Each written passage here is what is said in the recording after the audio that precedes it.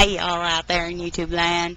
Um, I just had to do a video, and I didn't have time to do no editing or actually make my voice sound good or anything like that. But I just had to do this because this is the funniest story I've ever heard. See, my cousin just called me, and he's living in Defiance right now. That's in Ohio, but he's originally from Tennessee, like I'm from Georgia. And he called me and he told me about this story about his friend. Well, first, he was almost in tears. Let me smoke a cigarette. I need a cigarette for this. This is so good. But he was almost in tears because his friend seemed to have gone missing just a couple days ago. And his friend's wife was completely sad, broken up. And my cousin seemed to have blamed himself for it. And I didn't understand what the hell he was talking about. I asked him if the police had any leads or if anything else had happened. But no, this is when the story started to get funny. And I promise you, it is funny. It's a story about what he calls the Leprechaun King. Now, the Leprechauns is an Irish thing. So, I don't know why they have it over here in America, especially in the South, but unless it was a midget buried somewhere in the woods, I don't know what happened. At least that was his explanation at the time or whatnot. But anyway, let me tell you a whole story in full. So, his friend has to go out in the woods to smoke his pot or drink every now and then just because his wife doesn't like it. She doesn't think it's a good impression around his children and whatnot, even though his children are almost teenagers, so it doesn't really matter. Hold on. I gotta light this, but anyway. He goes out to the woods to actually do his stuff, and she decided one day to follow him. So him and his friends had to find a new place outside of where they were at, right? And they decided that it would be the best thing to do to actually go and go further into the woods or whatnot. And they went about a mile before they found something weird. One of his friends said, "Look on there yonder." And I know yonder, I don't even use that word anymore. But they said, "Look over yonder." And his friend looked and he said, "What the fuck is that?" And they decided to go investigate, you see. So they went off doing their investigation. And, and they went about a quarter mile, I guess it was. It was just a speck to them, but they never seen that before, and they definitely never been that far back in the woods. There was no reason to, and trust me, when you're smoking pot, you're lazy.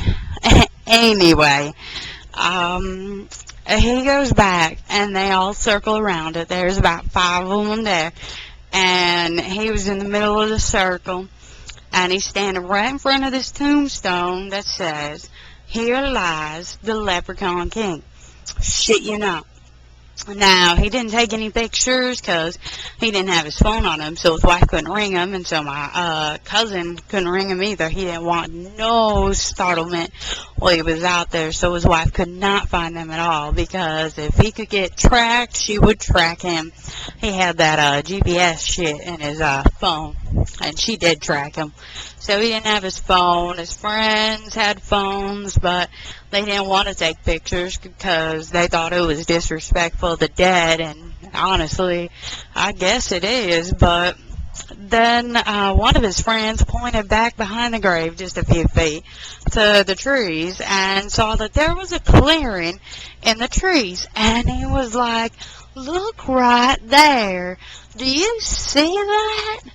I'm pretty sure that's a fog or a marsh. And there ain't no marshes in the mountains, 'cause the marshes are all in Georgia. I've seen marshes, trust me. Anyway, they go back there, and one of the friends trips, and they all laugh, but he realizes that he just tripped into this moat.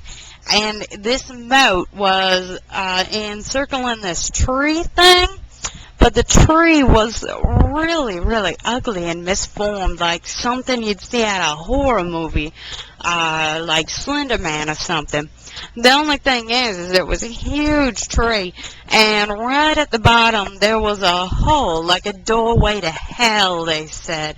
And it was only big enough for a little person to get through. So they decided that it would be a good idea to just get the fuck out of there at that time. So my friend went home without doing any of his pot or anything else, and he immediately called my cousin and told him this story. And my cousin said, "You are shitting me." And apparently he didn't believe it, and so my cousin decided the next day to take the 6-hour drive down there to the northern Tennessee to actually go to his friend's house.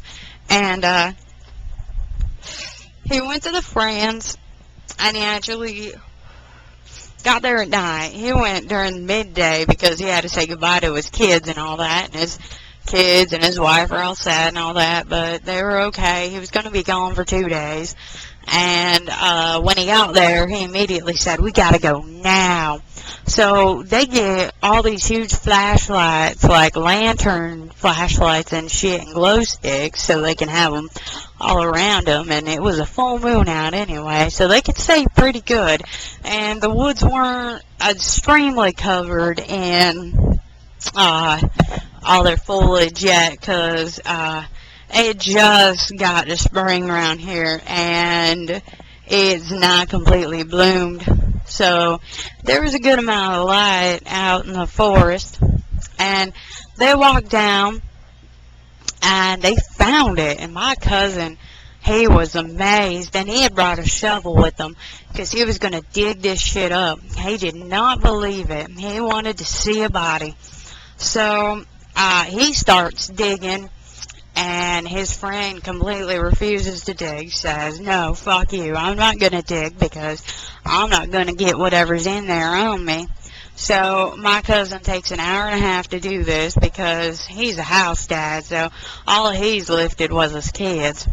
Anyway, off that, digs up this 3-foot grave, a 3-foot long, I guess, real short grave. I mean, it was only buried 3 feet under, and according to my books, that's wrong, because I thought you were supposed to be buried 6 feet, so obviously this one don't right anyway. But it wasn't that much dirt, so my cousin got it done pretty quick for his type, you know.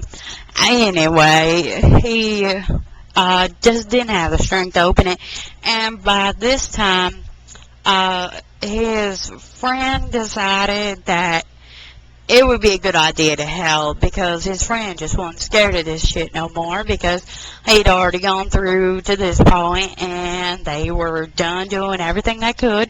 So they got together and they went on and did their stuff, and he pried it open. Well, I know from watching horror movies myself, since I've watched horror movies since I was goddamn 1, I guess. My family's addicted to them. That is when you open the shit that it really comes out, but I guess they don't know. They're ignorant of this or whatever. But anyway, he brought it open. But when they opened it, there was no body. You see, it was just 2 pence in there, I guess you could say. I say 2 pence because it's 2 silver coins, and when they picked it up, it said "Make a Wish" or whatever. So I'm guessing it's some kind of remnants from when you put the pence over somebody's eyes. Well, I guess they're decals or whatever the fuck you would call that money back in the day. Anyways, the passing of the river Styx thing, and I know that's mixing stuff up, but I ain't shooting you. So they got the Make-A-Wish thing, and it's set in some old Irish shit that I don't know how to pronounce, but they decided to make their wishes. And my cousin, being smart, he saw horror movies, see, and he knew he shouldn't have opened it. So he took his and made a wish for everything good to happen to him and his family, and for nothing bad to happen until their meaningful day of death. And that was all. And his friend got all weird looking and crazy eyed and decided that it would be a good idea to wish for like all this money and power and shit. So my friend, or my cousin, decided to look at him and shake his head, and then he wanted to see the moat. Well, when they went back to the moat area, that hole in the tree was covered with a rock. And I guess it wasn't before, and the friend got really scared, and my cousin got really scared, so they just went right back to the friend's home, and they decided to go straight to sleep. And when they woke up in the morning, their pence were gone. Those 2 silver coins were just completely missing. So this kind of scared my cousin, and he started to believe what was going on. And he was like, okay, I got to get out of here. So he actually decided to go home a day early, which he was real tired, but it didn't matter. And fast forward a week, apparently his friend had won the lottery and all that, but he had gone missing. And my cousin swears up and down that his friend had replaced the Leprechaun key, or had been dragged down that hole, or whatever. Now, I don't know what the hell's going on. I mean, by my accent, you might think that I'm Christian, but no, I am a staunch atheist, and I don't believe in any of this shit. But to finish this up quickly, I will say that my theory in all this is, if it is real, and you do go down to Tennessee with a friend, in the North Woods, I think it's the Mountainous Woods, I'm not sure exactly where it is, I'd have to make an update and ask my cousin, but if you ever go down there, and you actually do find this, gravestone, if it's already covered in, and it's all paranormal and shit, go ahead and dig it up, and take out the pence that should be in it, because I'm pretty sure the pence would be back. And videotape what you're doing. Make sure everybody sees the pence. And the next day, make sure you notice that the pence are gone. And then you gotta go and put it up on YouTube. And if you disappear, well, damn it, it was true.